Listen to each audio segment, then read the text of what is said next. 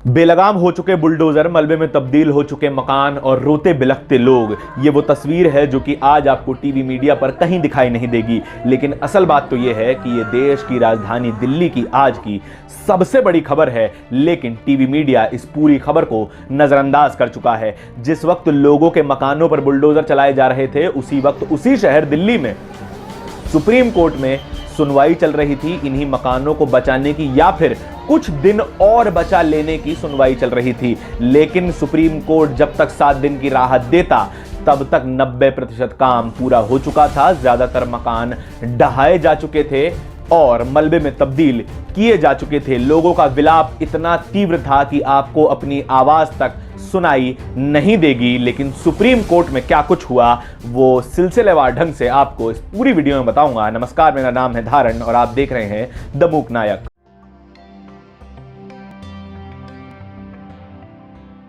Justice Aniruddha Bose और justice Sanjay Karol की 2 जजों की बेंच ने यह कहा कि डेमोलिशन तो होगा, लेकिन 7 दिन का अतिरिक्त समय दिया जाएगा ताकि लोग खुद ही उस जगह को छोड़कर चले जाएं जिस जगह को डीडीए अपना बता रही है, अपने अधिकार क्षेत्र में बता रही है। 18 मई 2023 को डीडीए के द्वारा दिए गए नोटिस में साफ तौर पर लिखा है कि जो डेमोलिशन की प्रक्रिया है वो 22 मई सुबह 10 बजे से लेकर 24 मई के बीच में की जाएगी। लेकिन दिल्ली पुलिस और प्रशासन की जल्दबाजी के कारण 22 मई की सुबह 7:30 बजे ही वो डेमोलिशन की प्रक्रिया पूरी कर दी गई। जब तक 7 दिन के स्टे का फैसला कस्तूरबा नगर तक पहुंचा, तब तक बुलडोजरों ने अपना काम कर दिया था। लेकिन 7 दिन बाद भी जो मकान बचे हैं उनको भी तोड़े जाने की कहानी लिखी जा चुकी थी। सुप्रीम कोर्ट में यह बात तो साफ हो ही चुकी थी कि मकान आज नहीं तो कल वो तोड़े ही जाएंगे, चाहे आज बचा भी लिए जाएं, लेकिन 7 दिन बाद तो मकानों को खाली करके लोगों को जाना पड़ेगा और वहां से 60 फुट की सड़क निकाली जाएगी। लेकिन सवाल अंतिम यही बचता था कि जो लोग जिस जगह से हटाए गए हैं, आखिर वो जाएंगे कहां?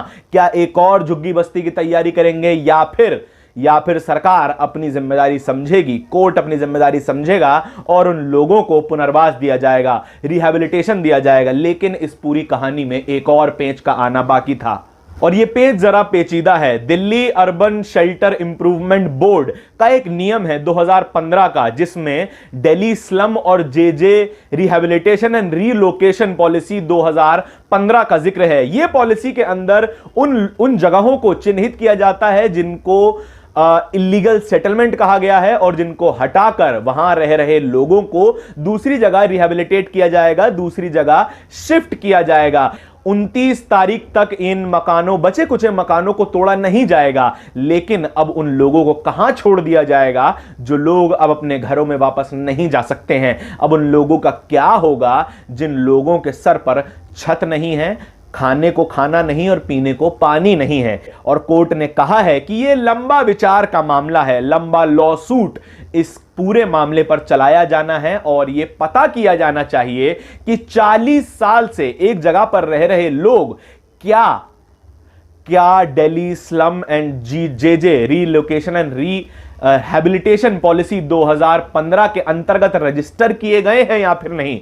इस पूरे बोर्ड के पूरी साख पर एक सवालिया निशान पैदा होता है कि जिन लोगों के पास 40 साल से ज्यादा पुराने डॉक्यूमेंट मौजूद हैं, तब भी इन लोगों को चिन्हित क्यों नहीं किया गया है? अगर यह बात साफ थी कि इनके घर इलीगल जमीन पर बने हुए हैं या फिर एनक्रोचमेंट पर बने हुए हैं, तो फिर इनको चिन्हित क्यों नहीं किया गया? और अगर किया गया है तो डीडीए इस बात को कोर्ट में क्यों नहीं रख रहा है?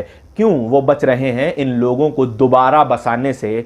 क्यों सरकारें हमेशा चुप हो जाती हैं जब वे लोगों के ऊपर संकट देखती हैं और हमेशा मुखर होकर बात करती हैं जब उन्हीं लोगों के वोट चाहिए थे? इसमें एक लॉजिक और समझ में आता है। जिस जगहों पर ये लोग रह रहे थे, उन्हीं जगहों पर उन्हीं जगहों के एड्रेस पर उनके voter I card, Aadhaar card, bank account में यही जो है वो एड्रेस लिखे हुए हैं, और तो और इनके बर्थ सर्टिफिकेट, डेथ सर्टिफिकेट पर भी यहीं के एड्रेस लिखे हुए हैं। इनका बिजली का मीटर भी इसी एड्रेस के ऊपर लगा हुआ है। बिजली का मीटर लगवाने के लिए आपको अपना मालिकाना हक साबित करना होता है बिजली बोर्ड के सामने। अगर ये लोग विफल हो गए थे कोर्ट में साबित करने से कि हमारा इस जमीन पर कोई मालिकाना हक नहीं है, तो फिर बिजली बोर्ड के सामने इन लोगों ने किस तरीके से साबित कर दिया कि हमारा मालिकाना हक इस जमीन के ऊपर है। कहीं ना कहीं तो भ्रष्टाचार की बदबू इस पूरे मामले से आती है। आपके इस पूरी खबर के बारे में क्या विचार हैं कमेंट सेक्शन में हमें बताइएगा ज़रूर, और द मूक नायक को सब्सक्राइब ज़रूर कीजिएगा, दोस्तों के साथ इस वीडियो को शेयर ज़रूर कीजिएगा। धन्यवाद।